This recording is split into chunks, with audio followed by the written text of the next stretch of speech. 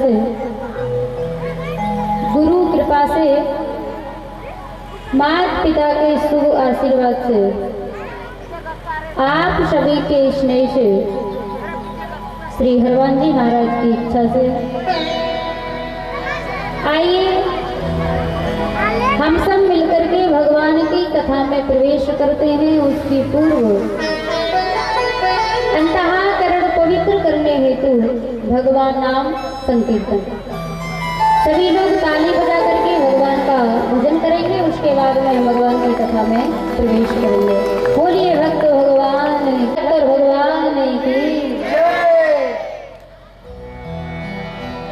तो आइए चलते हैं हम सीधे भगवान की कथा की ओर। और जब हम भगवान की कथा में प्रवेश करें तो मन दुनियादारी से हटा दीजिए कुछ समय के लिए, जब तक कथा में है, क्योंकि जो मन होता है मन बड़ा चंचल होता है। जब जब भगवान की तरफ बढ़ोगे, जब जब भगवान की कथा की तरफ बढ़ोगे, भक्ति की तरफ बढ़ोगे, जब जब ये मचलता है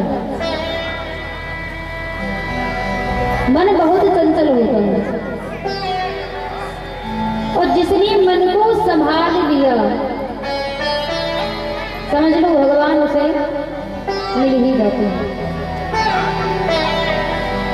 क्योंकि जब तक इस मन को नहीं संभालेंगे जब तक भगवान नहीं आएंगे। हमारे हृदय को साफ बनाना है, अपने मन को संभालना है, फिर भगवान दौड़ कर के आएंगे। हम कथा क्यों सुनते हैं? इसीलिए तो सुनते हैं कि हमारे जीवन में कहीं ना कहीं थोड़ा बहुत सुधार आए। सुधार आएगा, भक्ति की तरफ बढ़ेंगे तो जहाँ भक्ति होती है वहाँ भगवान दौड़ करके चले आते हैं। तो सबसे पहले हमें अपने जीवन में भक्ति को लाना है। और भक्ति तब आएगी जब हमारा मन संभल जाएगा। किसी संत ने कहा है कि चंचल मन को नहीं संभाला, चंचल मन को नहीं संभाला, कैसे आएंगे भगवान, कैसे आएंगे भगवान।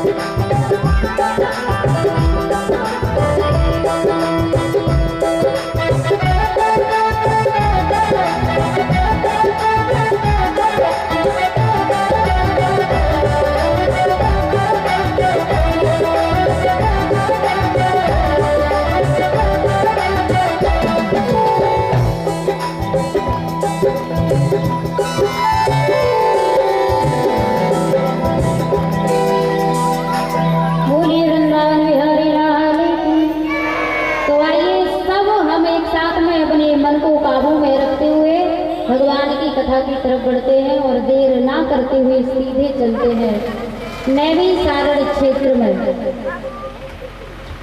नैमिषारण्य यहाँ से कोई गया है आज तक? नहीं गया। एक बार जाना चाहिए। भागवत कथा का शुभारंभ वहीं से हुआ है।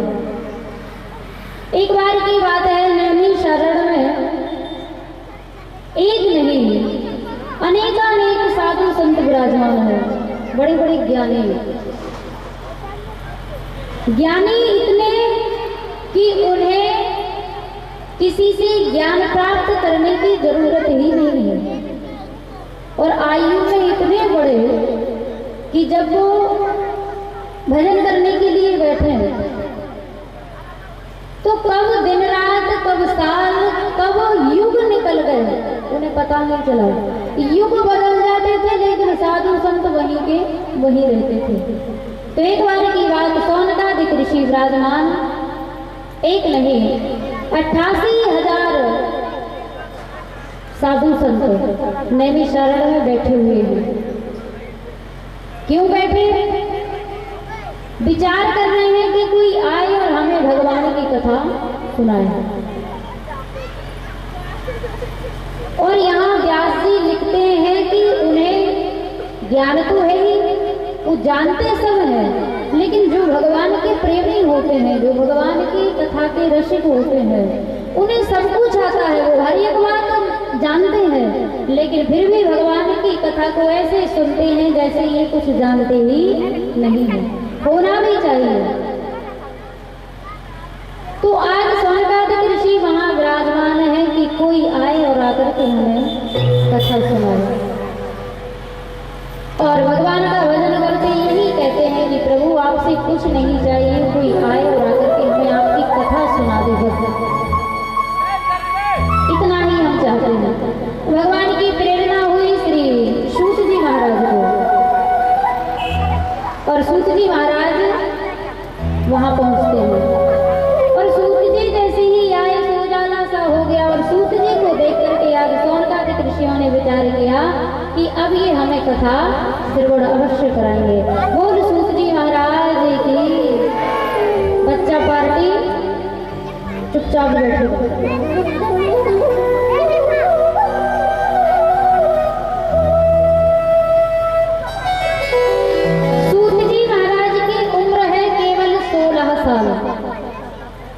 और साधु संत तो बहुत बड़ी आयु के हैं, लेकिन जब सूत जी का आगमन हुआ तो साधु संतों ने उठ करके उनका स्वागत किया। सूत जी ने रोक दिया और कहा कि हम आपसे उम्र में छोटे हैं, हम आपके बीच में आए हैं, आप सब उठ करके स्वागत कर रहे हैं, ये शोभा नहीं देता। अगर छोटे बड़ों के सामने झुके तब तो ठीक है, लेकिन बड़े अगर छोटों के सामने झुके तो शोभा नहीं देता, सूत जी ने कहा। तो सौनकादिक ऋषियों ने जवाब दिया कि धन वृद्धा बल वृद्धा आयुर्वृद्धा स्तुतेव च।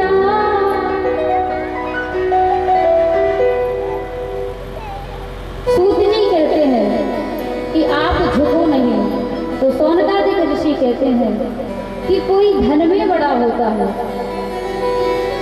कोई बल में बड़ा होता है, तो जो धन में बड़ा होता है उसका सम्मान होना चाहिए, क्योंकि मेहनत करके वो धनवान बड़ा है तो उसका समाज में सम्मान होना जरूरी है। कोई बल में बड़ा होता है उसका भी सम्मान होना जरूरी है। और सौनकादिकों ने कहा कि महाराज आप हमें कथा श्रवण कराओगे, आप ज्ञान में बड़े हो, तो जो ज्ञान में बड़ा हो वो सबसे बड़ा होता है, इसलिए हम आपको प्रणाम करेंगे और आप हमें कथा सुनाओगे, हम सब सुनेंगे, इसलिए भी हम आपको प्रणाम करेंगे।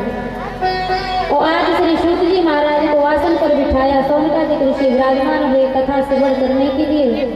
जैसे ही कथा प्रारंभ हुई तो सूत जी ने एक ही बात कही कि जो मैं आपको कथा सुनाने जा रहा हूँ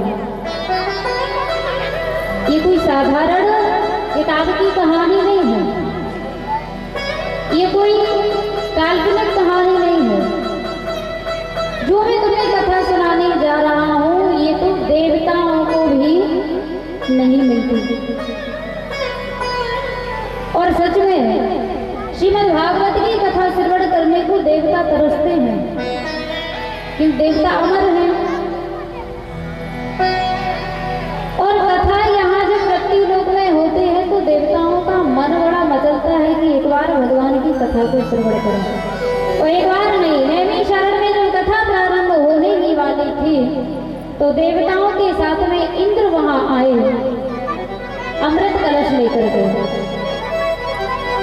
और सुखदेव जी से कहा था कि आप हमें कथा सुना दीजिए और कथा सुनाने के बदले में आप ये अमृत ले लो।